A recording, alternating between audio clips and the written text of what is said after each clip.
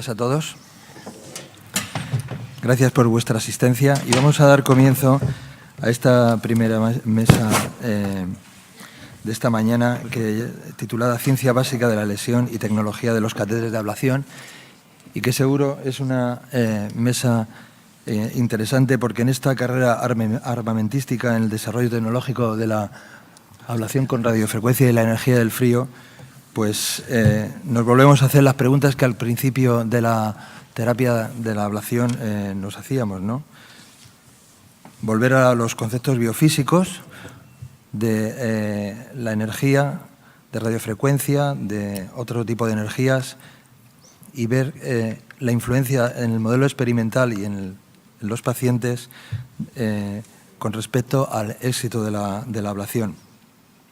Estoy seguro que todas esas preguntas, cuando leemos estos artículos sobre los conceptos biofísicos, nos lo van a aclarar de una u otra manera. Estoy seguro de que estos ponentes de alta calidad nos lo van a facilitar.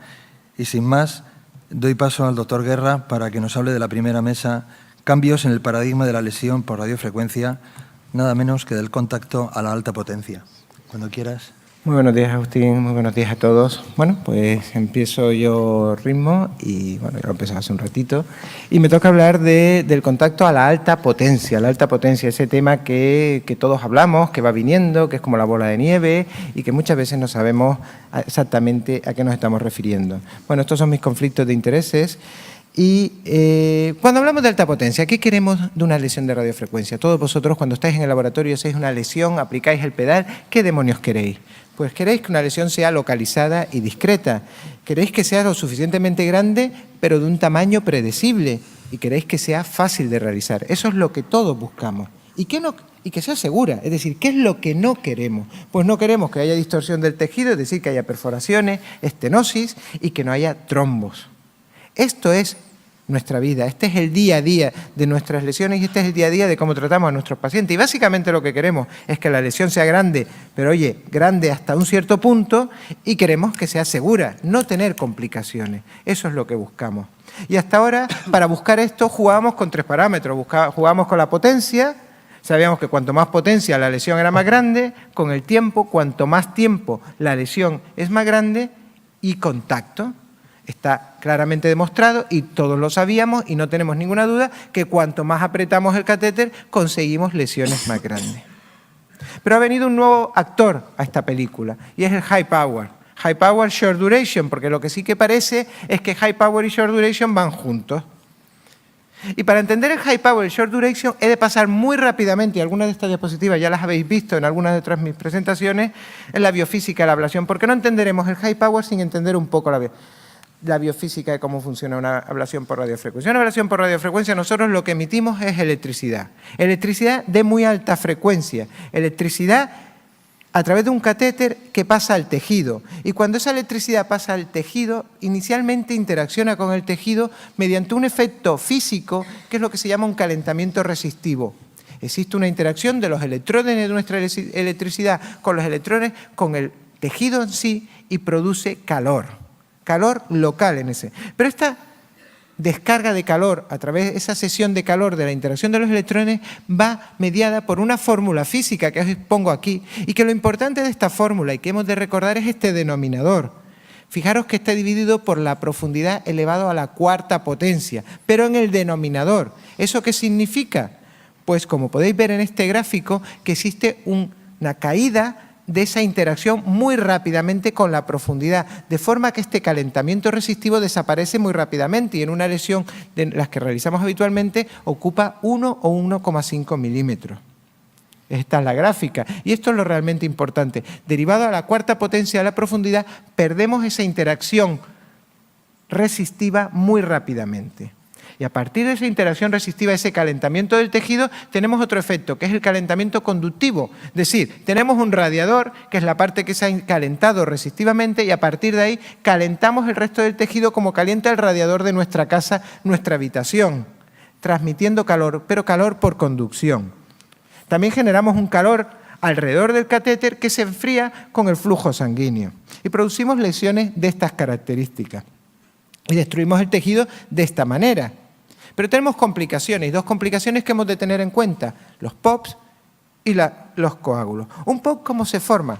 La palabra mágica del POP son 100 grados. ¿Por qué? Porque el POP se forma cuando se alcanzan 100 grados en el tejido, porque cuando alcanzamos 100 grados en el tejido producimos vapor. Y ese vapor coalesce, forma una burbuja que en un momento determinado explota y nos produce un orificio, un agujero, un cráter en el tejido. Esto sería un POP. Y también tenemos coágulos, y si la palabra mágica para el POP eran los 100 grados, la palabra mágica para el coágulo son 100 grados, pero ya no en el tejido, sino alrededor del catéter. Son 80 grados. ¿Por qué? Porque con 80 grados provocamos desnaturalización de las proteínas de la sangre. Desnaturalización de las proteínas de la sangre y formación de un coágulo. Dos números mágicos de temperatura, 100 en el tejido, 80. ¿Y la fuerza de contacto? Pues la fuerza de contacto sabemos que cuanto más apretamos, aumentamos estos efectos. Favorecemos los POP, pero simplemente porque favorecemos alcanzar estas temperaturas mágicas de 100 y de 80. ¿Y la irrigación para qué nos sirve? Pues nos sirve para poca cosa, o para mucho. Nos sirve para mejorar el efecto de enfriamiento de la punta. Si enfriamos la punta, evitamos que se caliente esa punta y evitamos que se alcancen los 80 grados alrededor de la punta de ese catéter. No mejoramos la conductividad del tejido, no aumentamos la lesión.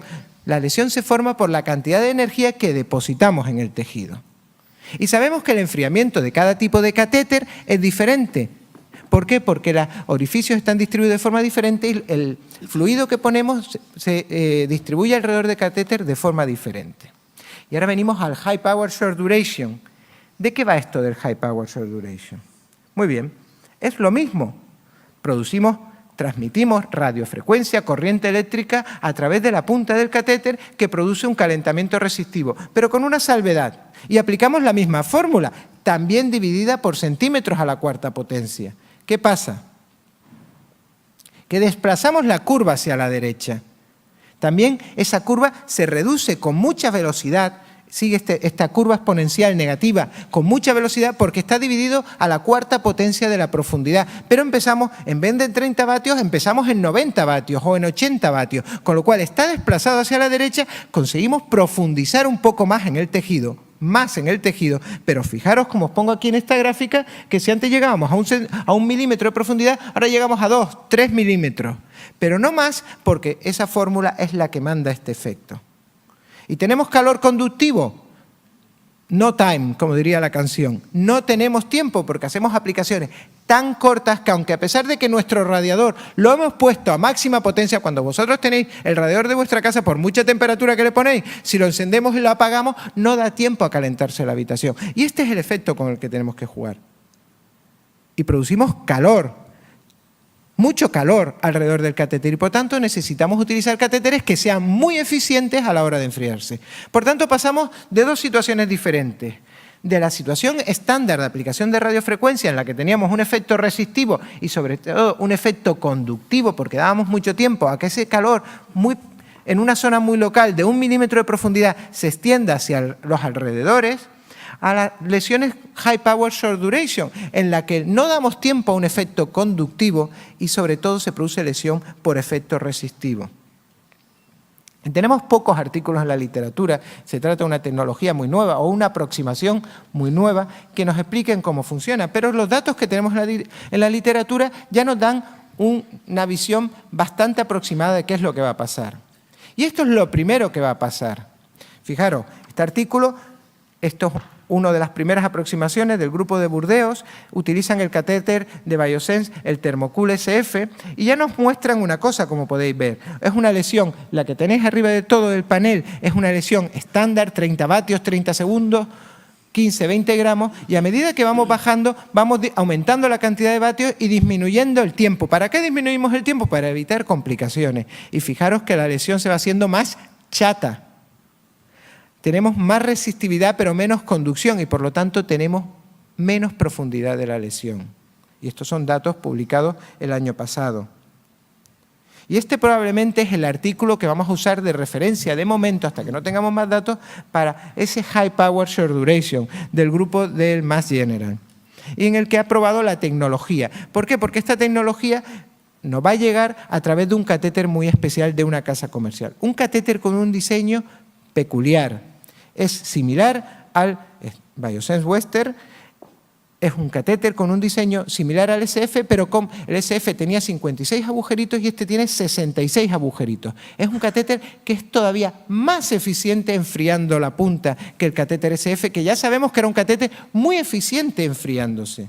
Además tiene poros dirigidos hacia detrás, hacia adelante, en diferentes direcciones. ¿Por qué? Porque necesitamos enfriar la punta de ese catéter de una manera muy eficiente. Y además tiene no un sensor de temperatura, tiene 6 sensores de temperatura colocados justo inmediatamente, en vez de en el centro de la punta, inmediatamente por debajo de la superficie de la punta del catéter. ¿Para qué? Pues para medir muy bien la temperatura y para tener un feedback de temperatura muy exacto a pesar de estar irrigando la temperatura. Lo que necesitamos saber es la temperatura que se alcanza alrededor del catéter y en el tejido inmediatamente inferior. ¿Y qué nos muestra este artículo con diferentes aproximaciones, con diferentes configuraciones? Pues bien, pues evidentemente, como podéis ver en el panel superior izquierdo, a medida que aumentamos el tiempo, aumenta la profundidad de las lesiones. Profundidades no demasiado, fijaros en el eje de ordenadas, 4 y pico, 5 milímetros, no lesiones en principio especialmente profundas. Cuando miramos la temperatura, aquí tenemos otro de los datos importantes que nos muestra este artículo. 65 grados, temperatura mágica también, porque con este catéter, con esta tecnología, en lo que han probado in vivo, in vitro y ex vivo, in vitro, ex vivo y mediante modelos computacionales, es que a partir de 65 grados medido con la punta de este catéter, hay peligro de que se formen POPs y hay peligro de que se formen trombos a pesar de la eficiencia de este catéter. Por tanto, se trata de high power, short duration, pero con un límite de temperatura. ¿Y esto qué os suena? Damos potencia, pero miramos la temperatura, y si la temperatura sube bajo la potencia. Este es el control de temperatura de toda la vida, que hemos usado durante muchísimos años, pero utilizando números diferentes, porque tenemos una tecnología diferente. Y aquí, en este artículo, nos comparan las lesiones estándares con las lesiones realizadas con este catéter. Pero claro, a simple vista, si os fijáis, pues bueno, yo no diría exactamente que la distribución de high power short duration de las lesiones sea exactamente igual a la que hicieron con el catéter estándar. A ver, no hay que ser un genio para darse cuenta que parece que están más juntitas las lesiones hechas con el high power. Y fijaros, en este artículo nos dicen que no, que son similares las lesiones que hacemos en forma estándar que las lesiones realizadas con este catéter. Pero claro, ¿cuántos de vosotros utilizáis 25 vatios 20 segundos como estándar de ablación? Nosotros, en general, utilizamos más tiempo y más potencia. Así que 90 vatios, 4 segundos, temperatura limitada a 65 grados, es lo que viene con esta tecnología. Pues sí, con 25 vatios, 20 segundos son similares, pero nosotros no utilizamos 25 vatios, 20 segundos, utilizamos algo más. Y tenemos un tercer artículo que nos habla de esta tecnología. Este artículo está muy bien, también publicado el año pasado. ¿Por qué? Porque nos muestra exactamente cómo funciona esta tecnología. Y fijaros, ¿cómo funciona esta tecnología? Damos 90 vatios, muy bien, la potencia sube hasta 90 vatios, la temperatura va subiendo, 1, 2, 3, 4 y se acaba la aplicación. Muy bien. Pero en esta otra aplicación damos 90 vatios, la temperatura alcanza 60 grados, bajan los vatios, la temperatura baja, vuelve a subir los vatios y se acaba. Pues control de temperatura en 4 segundos. Estamos acostumbrados a verlo en 30 segundos, estamos acostumbrados a verlo en 60 segundos, pues ahora lo vamos a ver, si lo podemos, porque pasa muy rápidamente, en menos tiempo. Es decir, estamos hablando de un control de temperatura, estamos hablando de muchos vatios, pero estamos hablando lo de toda la vida. Lo único que es diferente es que no vamos a dar tiempo a que haya un efecto conductivo. Simplemente va a haber un efecto resistivo más intenso, pero que da lo que da, porque no olvidéis que está dividido por la cuarta potencia de la profundidad. Y producimos lesiones, evidentemente producimos lesiones. A modo de conclusión, ¿qué conclusiones podemos sacar de la alta potencia con lo que sabemos hasta el momento y con lo que está publicado hasta el momento? Pues que es una nueva manera de administrar la radiofrecuencia, más o menos nueva, que se ha desarrollado como un control de temperatura, eso sí, muy sensible, pero es un control de temperatura. Que las lesiones probablemente son menos profundas, pero las realizaremos de una manera más rápida. Los datos preclínicos de eficacia y seguridad con esta tecnología, con esta configuración, son prometedores, sin duda ninguna son prometedores, pero los datos sobre aplicación clínica son muy limitados. ¿Que va a ser efectivo para el tratamiento de la fibrilación auricular? Igual sí, igual no. En estos momentos no tenemos datos suficientes y estos datos vendrán pronto con estudios clínicos que nos permitirán saber si realmente esta tecnología es una tecnología de futuro o simplemente es una ola que pasará. Muchísimas gracias. Muchísimas gracias, José María.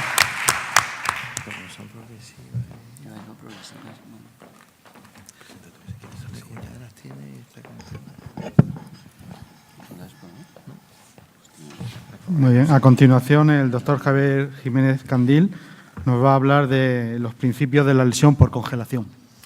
Buenos días a todas y a todos. Es un placer volver a estar en ritmo un año más, rodeado de amigos, aprendiendo. Y en esta ocasión me ha tocado, pues, durante los próximos 15 minutos, espero, abordar el tema de la lesión por congelación. Y tanto me he mimetizado en el tema que me he cogido un resfriado que espero me permita terminar la presentación sin más incidencias. Bueno, estos son mis conflictos de intereses. Si hablamos de principios, el más importante aplicado a la lesión por frío es este que les muestro en la diapositiva, es el principio de Jules Thomson, que realmente fue el que permitió la generalización del uso del frío con fines terapéuticos. Empezó a aplicarse en los años 40, 50, fundamentalmente para el tratamiento de neoplasias, pero se dieron cuenta que la aplicación de frío, enfriar una estructura sólida por pura conducción, era muy poco eficiente. De manera que utilizar gases que pueden ser comprimidos hasta el estado líquido, de manera que como quiera que la relación entre la presión y la temperatura es constante para los gases, cuando luego se les permite salir, se aumenta el volumen, se reduce dramáticamente la presión y como consecuencia la temperatura y por tanto congela, como hace el óxido nítrico en las consolas, congela toda la superficie que está en su contacto. Y esta es la base que ha permitido la generalización y el uso médico, ya digo, desde mediados del siglo pasado, del frío como elemento terapéutico. Hablaremos en los próximos minutos de la biología de la lesión por frío, hablaremos de los determinantes de la lesión por frío, de los determinantes físicos y, por último, haremos algunas aproximaciones a aspectos diferenciales, lo que hay en la literatura, entre las dos formas típicas que tenemos de abordar las lesiones en medicina, en electrofisiología, la crioablación y la radiofrecuencia. Desde un punto de vista histológico, hay dos planos claros, claramente diferenciados cuando se realiza una lesión por congelación por frío. El plano celular y el plano vascular. Y además tienen una cronología, como veremos después, distinta. Fundamentalmente las células quedan dañadas de forma transitoria o irreversible por el efecto hipotermia, congelación-descongelación, mientras que la descongelación y el paso posterior a normotermia es el principal determinante del daño a nivel vascular. El daño a nivel vascular que, como veremos después, es fundamental porque es el que permite la extensión de la lesión más allá de la zona puntual donde se aplicó el frío. Esto es un elemento que clínicamente puede ser relevante. Las lesiones han sido caracterizadas desde un punto de vista cronológico. Obviamente, bueno, para entenderlo, pues hablaremos de tres fases fundamentalmente. La fase de congelación-descongelación, que resulta de la aplicación directa sobre el tejido y que tiene un daño fundamentalmente celular. Esto ocurre en segundos. A continuación se produce un fenómeno que es discrecional, que es la inflamación, es un fenómeno de reparación como consecuencia de la lesión y ocurre de forma idiosincrática en cualquier tejido. Inflamación, lesión de la microvasculatura, hemorragia, que implica, por supuesto, a las zonas vasculares, a las zonas vascularizadas de la lesión y que tendrá un impacto distinto en función del tipo de tejido. Hay tejidos muy vascularizados en los que el efecto de la microcirculación será importante y otros menos vascularizados en los que será menos importante. Por eso es importante recordarlo a la hora de extrapolar información básica, mucha de la cual viene de tejido hepático, de experimentos, cuando hablemos de una estructura menos vascularizada, como puede ser, por ejemplo, el miocardio atrial. Esta fase de inflamación y hemorragia dura minutos. Y por último, la continuación del fenómeno inflamatorio, que tiene que ver con la reparación del tejido conectivo, la fibrosis, implica no solo a las células, sino también en el plano vascular y se instaura a lo largo de semanas e incluso meses.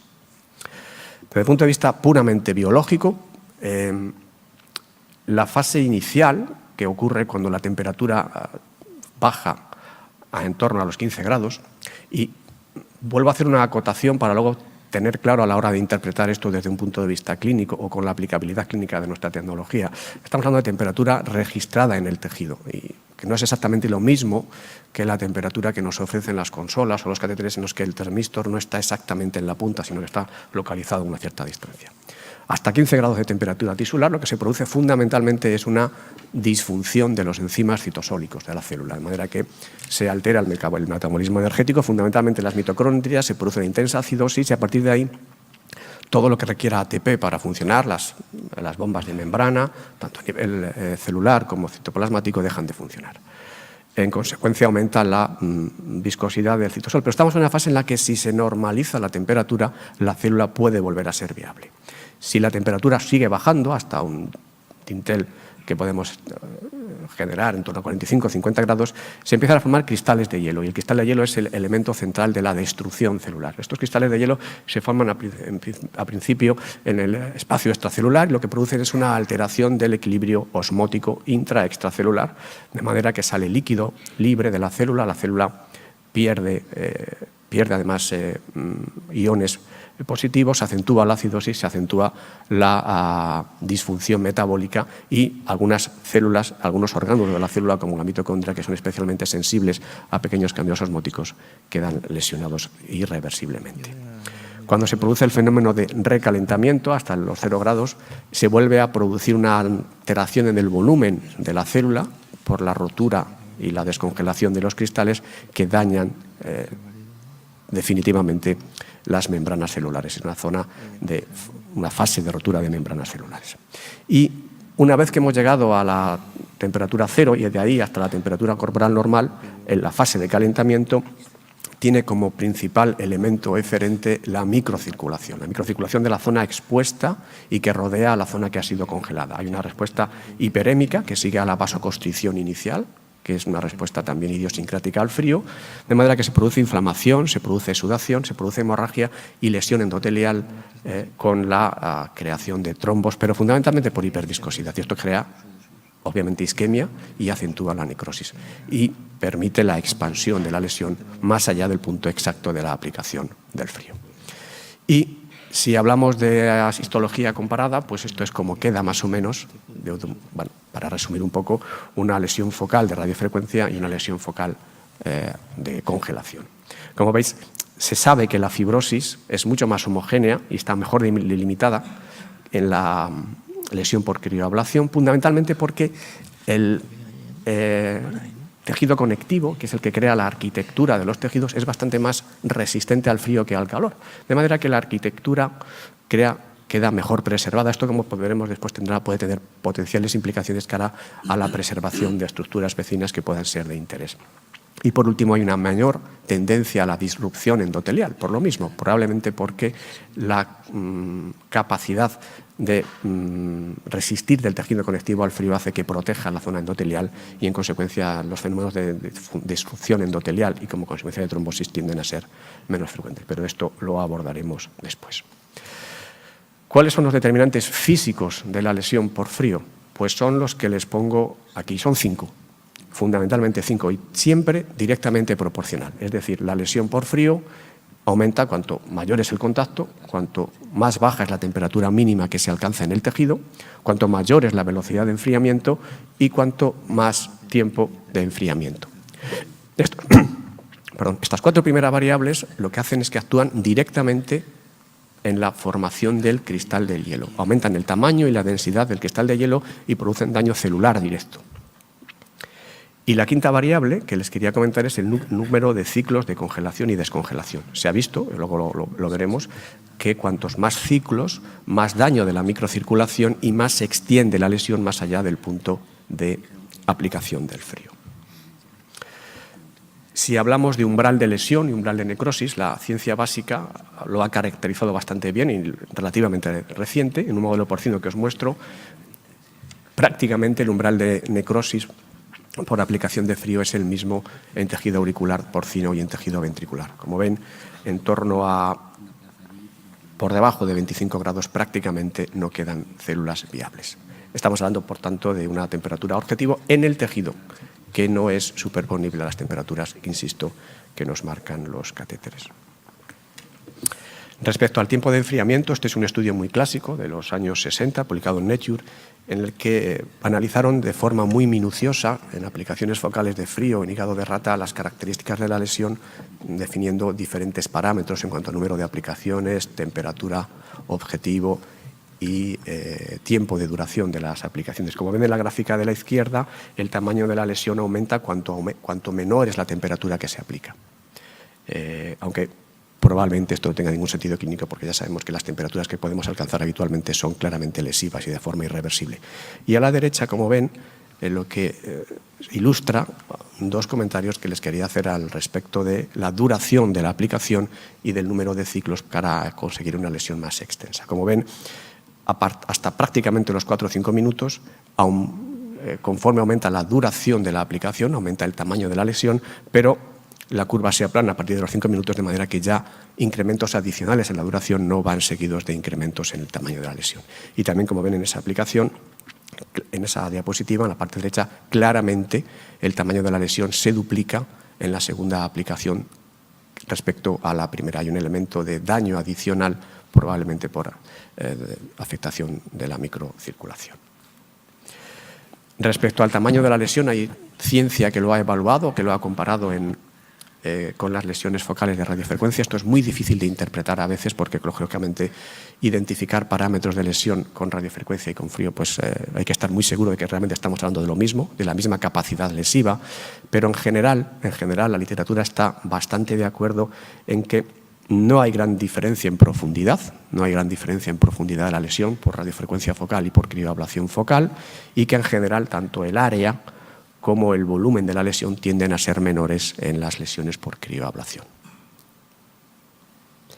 ¿Qué hay de la capacidad de alterar o de lesionar estructuras vecinas? Bueno, pues hay estudios, fundamentalmente modelos caninos, y uno de los más interesantes que les muestro es el que les muestro a continuación. Se realizaban aplicaciones focales de radiofrecuencia con los parámetros que les contaba ahí, radiofrecuencia irrigada, en el interior del seno coronario, y se colocaba el catéter de manera que estuviera a 2 milímetros exactamente de la arteria circunfleja. Se comparaban lesiones de radiofrecuencia irrigada con crioablación, y a continuación se veía el estado de la arteria circunfleja, primero por IBUS, y se caracterizaba la transmuralidad de la lesión en el seno coronario. Y como ven en la gráfica de la inferior izquierda, la transmuralidad es prácticamente la misma. Es decir, el porcentaje de circunferencia que tenía lesión transmural tiene una mediana en torno al 40% en las diferentes lesiones de radiofrecuencia, y también similar en el caso de las lesiones por crioablación. Sin embargo, cuando se analizó la reducción del diámetro del área luminal de la circunfleja por IBUS, inmediatamente después de la lesión, como ven, hay una reducción que en promedio es del 30% en las lesiones de radiofrecuencia y que en promedio es del 0% en las lesiones por crioablación. A un porcentaje de estos animales se les sacrificó al cabo de un tiempo y se les analizó anatomopatológicamente las lesiones o la arteria circunfleja, y al cabo de una semana, en 5 de 7 de estos especímenes que habían sido tratados con radiofrecuencia tenía disrupción de la íntima, y el porcentaje fue mucho más bajo en las lesiones por crioablación. Probablemente esto ocurre por lo que comentábamos. Primero, por la capacidad evaporadora del frío que permite que la expansión a distancia sea menor en presencia de un vaso, y también por lo que hablábamos a continuación. El mantenimiento de la arquitectura tisular seguramente preserva que la lesión alcance estructuras vecinas. Cuando hablamos de trombogénesis, tenemos que referirnos también a modelos como modelos porcinos. Es complicado, de nuevo insisto, en interpretar resultados porque tenemos que estar muy de acuerdo o muy confiados en que estamos hablando de formas de aplicación de energías similares. En este trabajo lo que hicieron fue diferentes aplicaciones de radiofrecuencia de 1 minuto, con los parámetros que les indico, y criofocal, y bajo régimen de antiagregación y anticoagulación, y se hacían aplicaciones tanto en la aurícula derecha, aurícula izquierda y ventrículo izquierdo. acuerdo. Y lo que trataron de hacer es caracterizar anatomopatológicamente, una vez extraída el corazón del espécimen, la presencia de trombo. Y fueron muy sensibles porque definieron trombo a cualquier estructura trombótica que tuviera más de 0,1 milímetro cúbico. Como ven, las aplicaciones de radiofrecuencia se asociaron a un volumen de trombo significativamente mayor que las diferentes aplicaciones de crío que se hicieron entre menos 55 y menos 75 grados. Y además se comprobó que cuando se comparaban o cuando se analizaron globalmente todas las aplicaciones, la radiofrecuencia fue un predictor del volumen del trombo, pero también el tamaño de la lesión, el área y el volumen de la lesión, que son elementos que van de la mano de la posibilidad de la disrupción endotelial.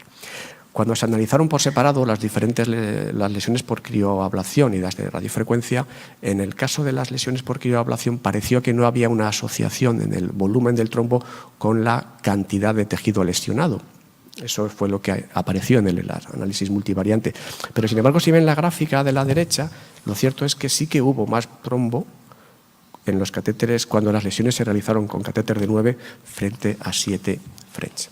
Esto, bueno, pues puede tener una implicación práctica. Parece que aplicaciones focales de crioablación tienen un margen de seguridad mayor respecto a la formación de trombo, pero no sé yo si estos datos pueden ser extrapolables a lesiones más amplias, circunferenciales, como las que hacemos a la hora de aislar las venas pulmonares.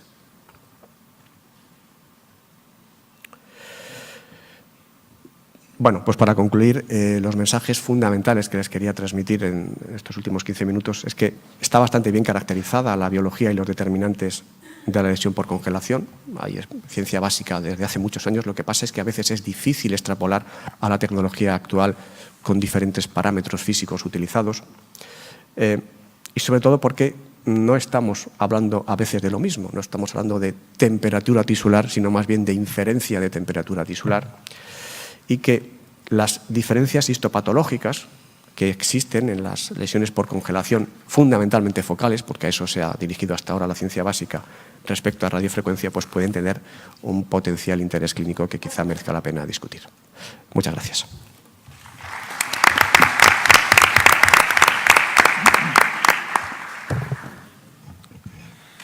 Muchas gracias, doctor Jiménez Candil. A continuación vamos a dar paso a la siguiente mesa, que es de la medición de la fuerza de contacto de los métodos directos a la estimación por impedancia, que va a desarrollar el doctor Díaz Infante. Muchas gracias al comité organizador por la invitación. Y bueno, yo voy a seguir hablando ahora otra vez de la radiofrecuencia, pero añadiendo otro punto más, que es la medición del contacto, mis conflictos de intereses. Y bueno, un poco como el doctor Guerra, ¿qué busco cuando aplico radiofrecuencia? Pues básicamente eficacia y seguridad. Quiero dar una lesión profunda, transmural, pero sin pasarme. No quiero perforar, no quiero dañar estructuras vecinas. Y evidentemente quiero evitar la carbonización, el charring, y los estallidos, la vaporización, o como mejor conocemos, el pop. Y sin duda, cuando aplico, me sería de ayuda saber un poco de las características del tejido en el que estoy ablacionando y hasta cuándo debo seguir ablacionando, hasta cuándo debo seguir quemando. La evolución de los catéteres de radiofrecuencia, pues bueno, sabemos todos, 4 milímetros, 8 milímetros, punta irrigada, y hace 10 años llegó la fuerza de contacto. Y en el último año tenemos disponibilidad de la impedancia local. Mi charla se llama Mediciones de la fuerza de contacto, de los métodos directos a la estimación de impedancia. Yo realmente lo hubiera llamado medición del contacto, de los métodos directos a la estimación de impedancia. ¿Por qué? Porque cuando medimos el contacto lo podemos medir de dos maneras. Uno es un método directo, la fuerza de contacto. ¿Con cuánta fuerza estoy apretando en un punto determinado? Cuantifica ese contacto mecánico. Y otra manera es el método indirecto. ¿Cuánto tejido está en contacto con la punta del catéter? Es el acoplamiento eléctrico. Eso es lo que mide la impedancia local. Los catéteres que miden la fuerza de contacto, básicamente lo que determinan es cuánta fuerza ejercemos de contacto por gramos, qué estabilidad tenemos en el contacto y la dirección del mismo. Es conocido desde hace años que la fuerza de contacto tiene muy buena relación, la que medimos con el sensor, respecto a la que aplicamos realmente, independientemente de la orientación del catéter. y existe una relación clara entre la potencia y el contacto, de tal manera que podemos producir una lesión más grande utilizando poca potencia y mucho contacto que con poco contacto y mucha potencia. O lo que es lo mismo, aquí vemos abajo lesiones de la misma profundidad jugando con potencia y con el contacto. Sabemos que cuanto más contacto tengamos, más profunda será la lesión. Y también la fuerza de contacto se puede correlacionar un poco con la aparición de trombos y POP. Sabemos que cuanto más aumentemos la fuerza de contacto, mayor va a ser la incidencia que vamos a tener de trombos y de POPs. Evidentemente, a más potencia, más riesgo de que aparezcan. Y lo que teníamos muchas veces para orientarnos de la aparición del POP hasta ahora era la medición de la impedancia del generador. Sabíamos que si caía la impedancia mucho, por ejemplo, podíamos jugarnos el POP, o si la impedancia sube de repente, nos jugamos el charging. Pero no tenemos buenos predictores de cuánto, por ejemplo, tiene que bajar esa impedancia para que se produzca el POP. Hay veces que sin un cambio de la impedancia del generador, lo tenemos. Algunos puntos importantes sobre la fuerza de contacto. Bueno, decir que los estudios iniciales aleatorizados que mostraron si era útil o no útil medir la fuerza de contacto no encontraron beneficio clínico. Realmente lo que aprendimos de esto es que no consiste en tener solo capacidad de medir la fuerza de contacto, sino en saber usar esa fuerza de contacto, cómo aplicarla. Y cuando hacemos metaanálisis intentando aplicar esa fuerza de contacto, bien, vemos que sí obtenemos beneficio clínico. Y hoy en día tenemos definido cuáles son los límites de la fuerza de contacto. Sabemos que el límite de eficacia al menos tenemos que conseguir unos 10 gramos en nuestra aplicación y que si no nos pasamos de 30 gramos tenemos menos posibilidad de tener una complicación. Así que el objetivo sería manejarnos en una media de fuerza de contacto de 20 gramos con un rango entre 10 y 30. Pero sin duda la fuerza de contacto tenemos más beneficio para predecir la lesión que vamos a tener, la calidad de la lesión, aprovechando de una serie de índices que no solo cuantifican cuánto contacto mecánico tenemos, sino también cuánto tiempo lo estamos aplicando, sería el FTI, y más aún cuando le añadimos la potencia que estamos usando. Serían el LSI y el Ablation Index. Ambos han sido cuantificados para el Tacticat. Sabemos que con una aplicación debemos conseguir al menos 20 gramos, con un FTI de 400 gramos por segundo e intentar un LSI mayor de 5.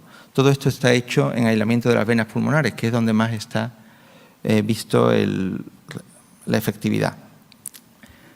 En cuanto al Ablation Index, pues más de 550 en la pared anterior, más de 400 en la pared posterior.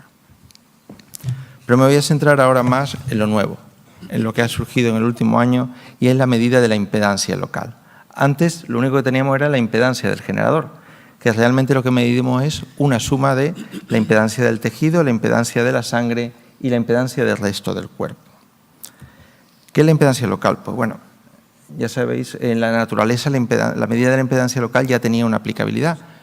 Un pececillo que vive en la profundidad y que no ve nada, lo que utiliza es un campo eléctrico. Él genera un campo eléctrico entre su cabeza y la cola y tiene células que son capaces de medir cambios locales de ese campo eléctrico, de tal manera que cuando se acerca a un objeto cambia la impedancia local y él sabe que va a chocar con algo.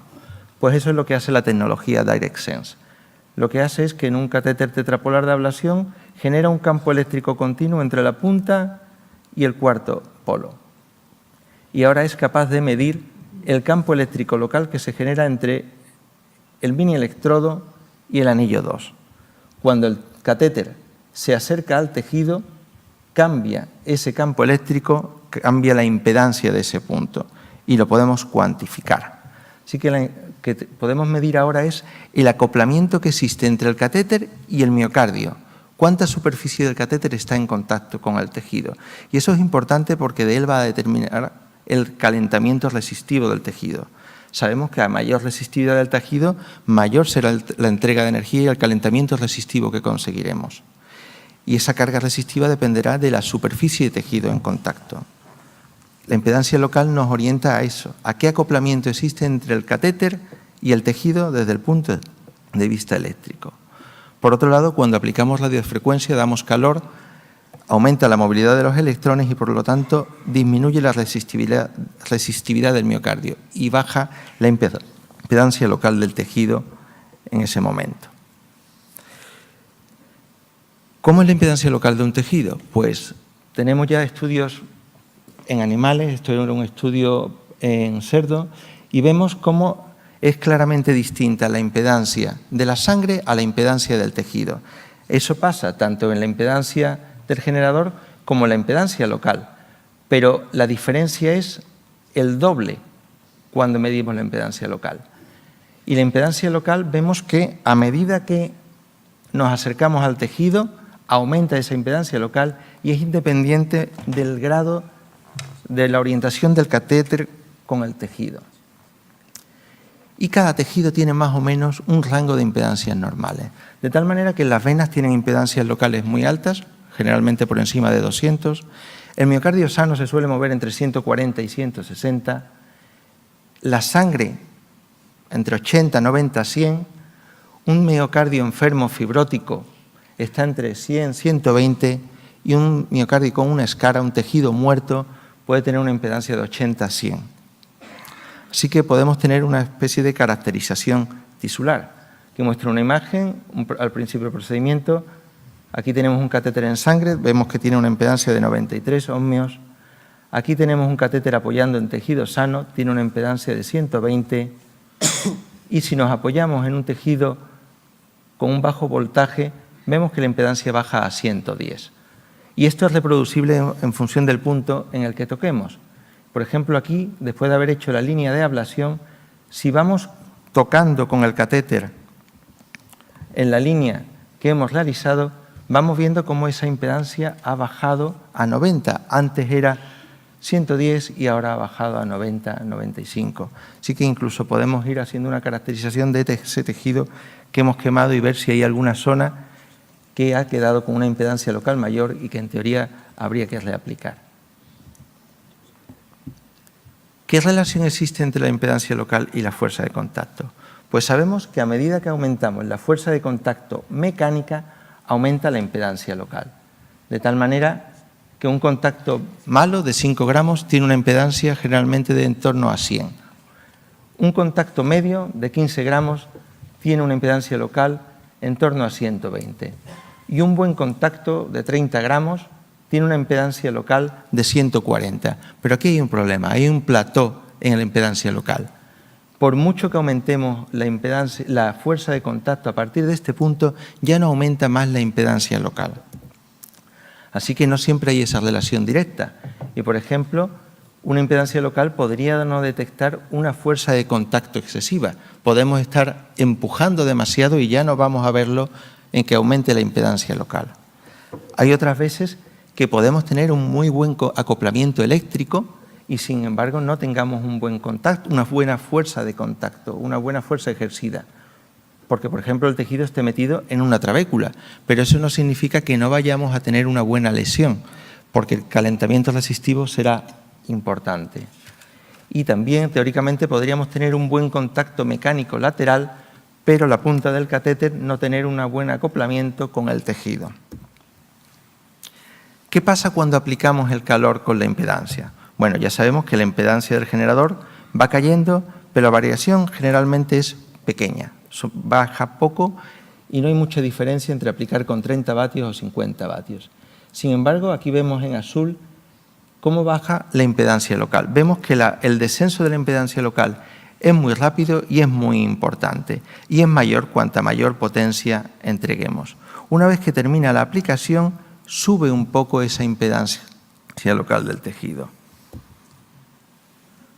¿Qué relación existe entre el tamaño de la lesión y la caída de impedancia? Bueno, aquí tenemos correlaciones de la impedancia local y de la impedancia del generador y vemos que la caída de la impedancia local se correlacionó mejor con el tamaño de la lesión que la impedancia del generador. Y hay que fijarse en este dato. Había aplicaciones que llegaron hasta 12 ohmios de caída de impedancia que, sin embargo, no produjeron ningún daño tisular. Cuando se analizaba el tejido, no había una lesión. También se ha correlacionado qué tamaño tiene la lesión en cuanto a la caída de la impedancia y el FTI. y vemos que la caída de la impedancia local se correlacionó mejor que el FTI para ver el tamaño de la lesión. ¿Qué hacemos cuando aplicamos valorando la impedancia local? Pues tenemos que buscar un punto en el que tengamos una impedancia local adecuada y estable, que no tengamos una fluctuación de la impedancia local a lo largo del tiempo. Y allí aplicamos y debemos ver cómo cae la impedancia local de forma rápida. ¿Cuánto? Unos 20 ohmios. Y mantener allí la aplicación 15-20 segundos. El catéter tiene mini electrodos y podremos ver cómo en ese punto han desaparecido los potenciales de campo cercano. Ojo, cuando apliquemos en zonas enfermas no vamos a tener tanta caída de la impedancia local. Hay veces que lo único que vamos a conseguir son 10-15 ohmios y por mucho que demos no va a caer más. E igual cuando damos en tejido sano hay veces que baja 20 ohmios, pero baja 30 y no podemos mantener la aplicación por seguridad, porque si seguimos aplicando nos podemos jugar a lo mejor un pop. Aquí tengo un caso, por ejemplo, aislando una vena cava. Aquí se ve el potencial en el Orión de la vena cava y en este punto se localizó la conexión. Vamos a ver cómo a medida que baje la impedancia local se va a desconectar la vena. Aquí empieza la aplicación, va bajando la impedancia, 10 ohmios, se va desconectando, 20 ohmios, desconectada. ¿Y qué pasa en cuanto a la impedancia local para predecir los POP? Bueno, en este análisis también del estudio hecho en cerdos, vemos cómo hubo 10 POP. Todos se produjeron con 50 vatios. Y vemos que cuando la impedancia local del tejido basal es más alta, hay más riesgo de POP. E igual, cuando la caída de la impedancia local es más grande, hay más riesgo de POP, pero hay solapamiento. Al menos sí es interesante este dato. La menor caída de la impedancia local que ocasionó POP fue caídas de 37 ohmios. Así que, según al menos este estudio, en animal, caídas de hasta 30 ohmios pueden ser relativamente seguras. ¿Y qué tenemos en humanos? Pues hasta ahora solo he publicado este estudio que valora cómo o qué utilidad puede tener la impedancia local en las ablaciones en nuestra vida real. Vemos que la impedancia de las cámaras, de cada tejido, es independiente de la cámara en que tengamos. La impedancia de la sangre es similar en un ventrículo izquierdo que en la aurícula izquierda, así como el tejido sano o la escara densa. Vemos qué correlación hay entre el electrograma local, la amplitud del electrograma local y la impedancia del generador y la impedancia local. Y vemos que se relaciona más con la impedancia local. Asimismo vemos que cuanto más impedancia local tengamos basalmente, mayor será la caída de impedancia local que alcanzaremos, y analizaron qué relación había entre la caída de la impedancia local y las ablaciones con éxito y ablaciones sin éxito. Vemos que las ablaciones con éxito tenían una caída de la impedancia local mayor, en torno a 16 ohmios de media, y las ablaciones sin éxito, la caída de la impedancia local fue una media de 9. Pero ojo, hay un solapamiento que no es pequeño. Así que si comparamos la fuerza local y la impedancia local, la fuerza de contacto sería el gold estándar para medir el contacto mecánico. Mide fuerza aplicada en gramos, pero no la superficie del electrodo que está en contacto con el tejido. Nos informa de la fuerza y de la dirección y de la estabilidad, pero no tienes un feedback en tiempo real de cómo modificas el tejido. Y sin duda los índices te orientan al tamaño de la lesión mejor que la fuerza de contacto en sí misma. La impedancia local mide ese acoplamiento eléctrico, cuánta cantidad de tejido está en contacto con el electrodo. Nos informa de qué calentamiento vamos teniendo y qué estabilidad. Y además tenemos un feedback en tiempo real de cómo modificas el tiempo. Y la caída de la impedancia local te orienta al tamaño y predicción de POPs. Pero sin duda la impedancia local tiene limitaciones. No está definido un valor objetivo de impedancia local basal que debamos tener cuando apoyamos el catéter o de la caída de impedancia local. No hay una correlación exacta con qué tamaño de lesión vamos a producir, qué profundidad en milímetros vamos a alcanzar. Sabemos que un valor bajo de impedancia local puede ser debido a que ese tejido esté fibrótico o a lo mejor es que tenemos un pobre contacto. Y la impedancia local no puede discernir un contacto mecánico excesivo, con lo cual podría haber un peligro de perforación. Tal vez definir índices que integren más información que solo la impedancia local sería útil. Por ejemplo, medir también la fuerza de contacto con el mismo catéter. Es una tecnología reciente y sin duda hacen falta más datos de series con un seguimiento mayor y con mayor número de pacientes. Aquí sí que para concluir, saber el contacto es muy importante, pero es importante saber el contacto mecánico y el contacto eléctrico. Hoy en día la fuerza de contacto y sus índices sabemos que mejoran los resultados clínicos en nuestros pacientes. Y la impedancia local es una tecnología que ha llegado ahora y que es prometedora, porque nos da otra información, qué contacto eléctrico tenemos, podemos caracterizar el tejido y la caída de la impedancia local nos puede orientar a la calidad de la lesión de radiofrecuencia y también a la aparición de POP. Y sin duda los mini electrodos nos complementan esta información. Muchas gracias. Muchas gracias, doctor Infante. A continuación, la última ponencia de esta mesa que va a desarrollar el doctor de Loma Osorio, describiendo la lesión por balón y por catéter convencional, las similitudes y las diferencias entre ambos. Muy buenos días a todos. En principio, agradecer a la organización que me haya invitado a hablar de este tema. Y bueno, empezar diciendo, como sabéis, que el bloqueo eléctrico de las venas pulmonares es el objetivo del procedimiento de ablación de fibrilación auricular y que para ello pues, se han diseñado diferentes dispositivos, en los últimos años dispositivos balón, y entre ellos el más trascendente, que es el Arctic Front Advance, el balón de crioablación, que además, por otro lado, es el único balón que produce lesión directa en el contacto con el tejido, a diferencia, por ejemplo, del balón que se utiliza en láser.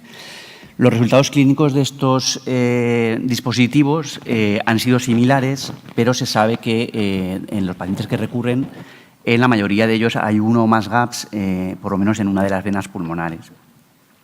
Las lesiones que producen estos dispositivos tienen que ser diferentes.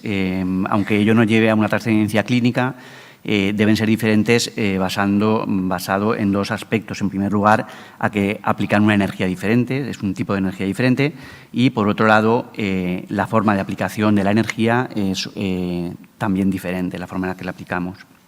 La criotermia, como ya se ha hablado, pues es una lesión por congelación aguda de forma bifásica, en fases de enfriamiento y recalentamiento, en las cuales se produce formación de hielo intracelular, daño a estructuras adyacentes, etcétera, y sin embargo la radiofrecuencia es muy distinto, es una necrosis por coagulación derivada pues, del calentamiento resistivo que aparece cuando la energía de radiofrecuencia pasa a través de un medio de alta impedancia, como es la interfaz electrodo-tejido, y eso produce un calentamiento que se transmite a los tejidos. De tal manera que, como hemos visto antes, se producen lesiones bastante diferentes.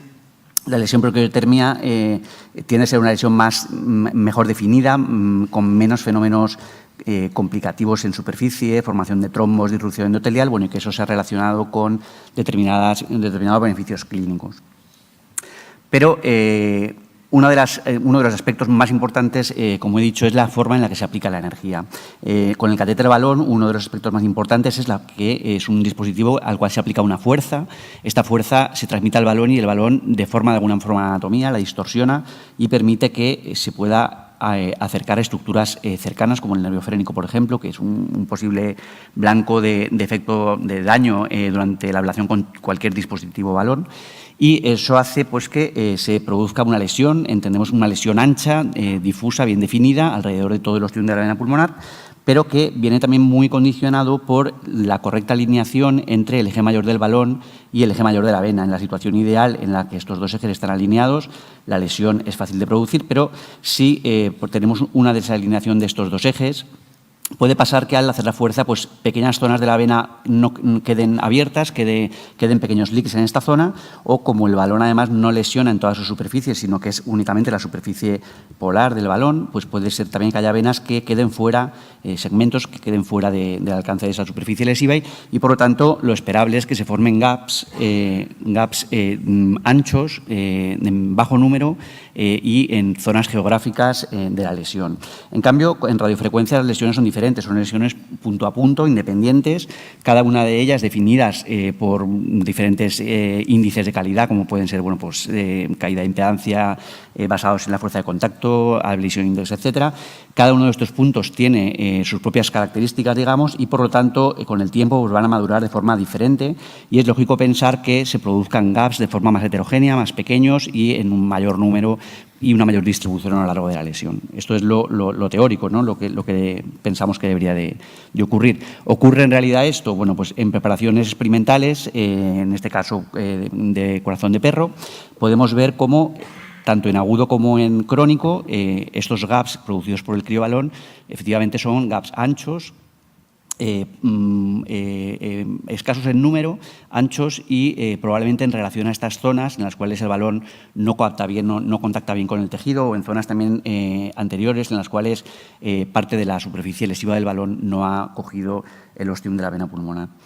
En radiofrecuencia, en este caso con corazones de cerdo, bueno, pues vemos efectivamente que son lesiones más circunscritas, más pequeñas, con mayor probabilidad de existir gaps entre ellas. Estos gaps serían más pequeños y el patrón es completamente diferente. En humanos esto se traslada, la manera que tenemos de estudiar esto es fundamentalmente con dos técnicas, las técnicas de imagen basadas en resonancia y las técnicas de cartografía endocárdica.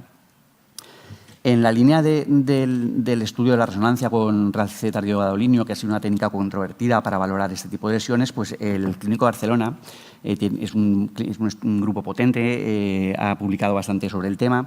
Aquí vemos un trabajo de Felipe Bisbal en el cual 15 pacientes se incluyeron en el estudio y se realizó la ablación únicamente guiados por el mapa de resonancia. Bueno, en la resonancia se realizaba una reconstrucción de la aurícula, se codificaba en color las diferentes intensidades de la superficie de la pared auricular y se codificaba en un código de colores que podéis ver aquí, similar a los mapas de voltaje, y entonces en estos 15 pacientes se realizó la ablación con el operador ciego a los mapas de voltaje. Lo que se observó es que en todos los casos se pudo realizar la ablación, que todas las venas pulmonares que estaban reconectadas tenían un gap detectable en la resonancia y además que en el 80% de los casos el gap se podía localizar en la misma zona exactamente que en el mapa de voltaje a través de la resonancia y bueno, en algunos pacientes que tenían líneas de bloqueo en el techo pues se pudieron encontrar estos puntos de gap aislando la línea en ese punto. Un poco después, recientemente el mismo grupo, con una técnica mejorada basada en publicaciones propias del grupo de Babenito, por ejemplo, que estableció un límite de ratio de intensidad de imagen entre 1,20 y 1,32 para diferenciar entre tejido sano, fibrótico y escara. Bueno, pues podemos ver que no solo estos gaps se ven con mucha facilidad, sino que además son un factor pronóstico, es decir, cuando los pacientes que tienen gaps cuya longitud es más del 10% de la totalidad de la corona de lesión, recurren de forma más frecuente, significativamente más durante el seguimiento a 15 meses que los pacientes que tienen gaps más pequeños.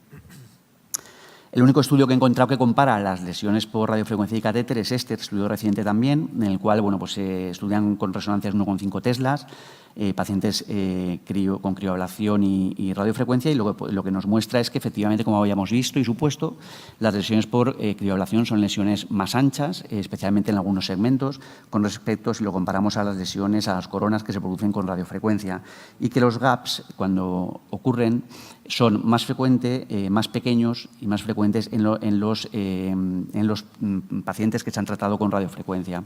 Especialmente significativo en los segmentos anterosuperiores de las venas izquierdas y en los anteroinferiores de las venas derechas. Lo que os he comentado antes, la otra técnica que tenemos de visualizar estos gaps o detectarlos es con el carteo de alta densidad, con los sistemas de navegación, especialmente aquellos de alta densidad. Esto es un estudio que en esta línea también el grupo del doctor García Bolao de la Clínica de Navarra es puntero. Publicó este reciente estudio en el cual se comparaban 54 pacientes a los que se hacían un segundo procedimiento con un sistema de alta densidad, el RHYTHMIA, con 54 pacientes realizada el segundo procedimiento con un sistema convencional de catéter circular. Y bueno, básicamente lo que vieron ellos es que se reconocían significativamente mejor los gaps en el grupo de pacientes que se trató con el sistema de alta densidad. y se pudieron aislar venas con una sola aplicación en un porcentaje mayor de casos y eso derivó en un menor número de aplicaciones y menor tiempo de radiofrecuencia. Aquí tenéis un ejemplo de un paciente que se mapeó con los dos sistemas. Podéis ver una vena superior derecha en la cual con el sistema de mini electrodos de Rhythmia fácilmente se observan estas reconexiones, estos potenciales ríos de vena, cuando con el sistema normal pues, es complicado detectar estos potenciales. En esta línea, desde el Clínico de Valencia, en colaboración con la Clínica Universitaria de Navarra, con el equipo de García Bolau, hicimos este estudio, lo hemos publicado hace poquito, con el objetivo de detectar y comparar la presencia y las características de los gaps en pacientes tratados después de un primer procedimiento con radiofrecuencia o crioablación. Para ello se estudiaron 50 pacientes prospectivos, 25 tratados con criobalón de segunda generación y 25 tratados con radiofrecuencia punto a punto. Y el segundo procedimiento pues, lo hicimos con el sistema de alta densidad Rhythmia, que, bueno, como sabéis, es un sistema que tiene un catéter en basket de 64 mini electrodos que en 5 o 10 minutos permite hacer mapas muy detallados de la auricular izquierda con información muy densa eléctrica. Y, bueno, consideramos las venas aisladas aquellas que tenían ausencia de potencial y aquellas, como lo que de entrada, y aquellas que presentaban captura local sin evidencia de salida a la aurícula izquierda. Se definieron los gaps como las zonas de las coronas en las cuales en los mapas de voltaje se veían interrupción de la zona de lesión o que en los mapas de activación se veía frente de onda invadir desde la aurícula izquierda a la vena pulmonar y, muy importante, diferenciarlo de los gaps falsos. Los gaps verdaderos eran venas que demostramos que estaban conectadas, en las cuales existía una conexión demostrada entre la aurícula y la vena a través del catéter Orion o del catéter virtual y se producía un cambio de secuencia o el bloqueo de la vena con la aplicación de radiofrecuencia para diferenciarlo de estos gaps falsos, por ejemplo, de Farfield, en los cuales, bueno, pues en auriculas importantes se podían ver señales en la vena, por ejemplo, superior izquierda, que se trataban de Farfields de la orejuela, puesto bueno, que podéis ver, por ejemplo, que el tiempo desde la estimulación al potencial era equivalente dentro de la vena que dentro de la orejuela. O, por ejemplo, venas superiores derechas en las cuales vemos Farfields de la vena cava superior que pueden confundir con gaps y que estos pequeños potenciales, pues con estimulación se demuestran que se trata de gaps de la vena cava superior. ¿Qué encontramos? Bueno, básicamente que en el grupo de radiofrecuencia había en general más venas reconectadas, el porcentaje era mayor especialmente en las venas derechas y casi significativo en la superior izquierda. El número de venas por paciente significativamente era mayor en radiofrecuencia que en crioablación, el número de gaps igual y además la anchura de la lesión era la lesión era más ancha en el grupo de crioablación que en radiofrecuencia, es decir, en crioablación eran lesiones menos numerosas y más anchas. Aquí os pongo, en cuanto a los pacientes que se tratan con crioablación y radiofrecuencia, los valores de sensibilidad y especificidad que nos da cada mapa. En el caso de pacientes con crioablación, el mapa de voltaje nos ofrecía una sensibilidad y una especificidad muy altas, no así el mapa de activación, y al contrario en radiofrecuencia, el mapa de activación es el que mejor identificó los gaps, con un 100% de sensibilidad y una especificidad del 98%. Es decir, para la identificación de gaps de crioablación sería mucho más útil los mapas de voltaje y en radiofrecuencia al revés, y esto es derivado lógicamente de la anatomía de la lesión, puesto que en lesiones anchas es fácil detectar tejido sano, no llama tanto la atención el frente de onda cuando se propaga, pero en lesiones pequeñitas, pues la detección de potenciales sanos en el mapa de voltaje es más complicado que ver claramente cómo entra el frente de onda. Esto es un paciente con una ablación de venas pulmonares con crioablación, en la cual, bueno, pues veis la cara posterior de las venas derechas aislada y, sin embargo, en la vertiente más inferior, más anterior de la vena inferior derecha, podéis ver aquí la apariencia de un gran gap en el mapa de voltaje que supondría pues, toda esta zona de la vena. Si en este caso nos fijamos solamente en el mapa de activación, el mapa de activación nos sugeriría que la entrada a la vena es muy focal, a través de un gap que estaría aquí arriba. No sé si lo habéis visto. Por un lado, el mapa de voltaje nos sugeriría un gap muy ancho y el mapa de activación sugeriría un gap más focal en la parte aquí alta de la vena.